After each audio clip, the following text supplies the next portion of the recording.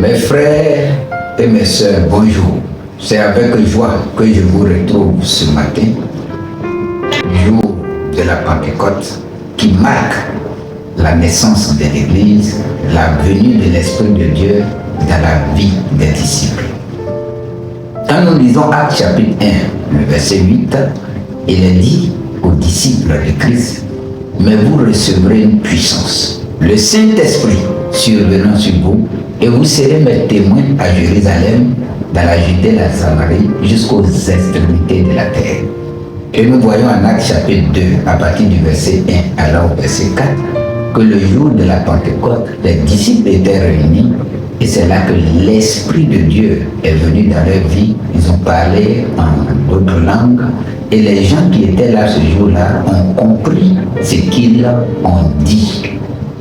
Mes frères et mes sœurs, à partir de là, l'Église s'est dit aujourd'hui, le thème doit être le Saint-Esprit, source de puissance et de transformation dans la vie du chrétien.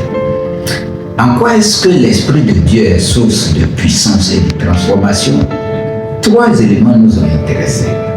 La première chose, c'est l'Esprit de Dieu qui produit la conversion.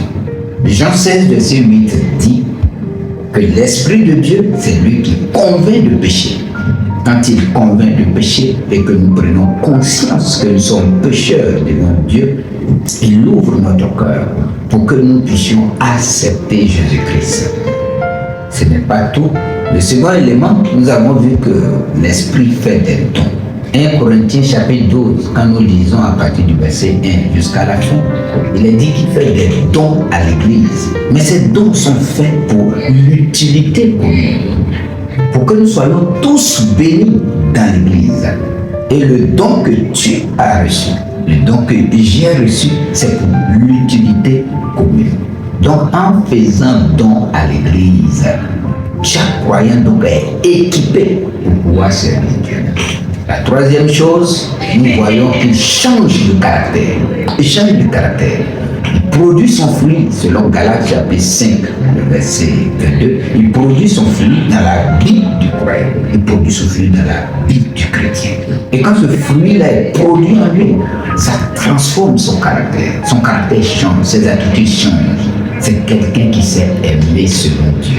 C'est quelqu'un qui sait être patient selon Dieu. C'est quelqu'un qui sait se maîtriser. C'est quelqu'un qui sait manifester de la foi.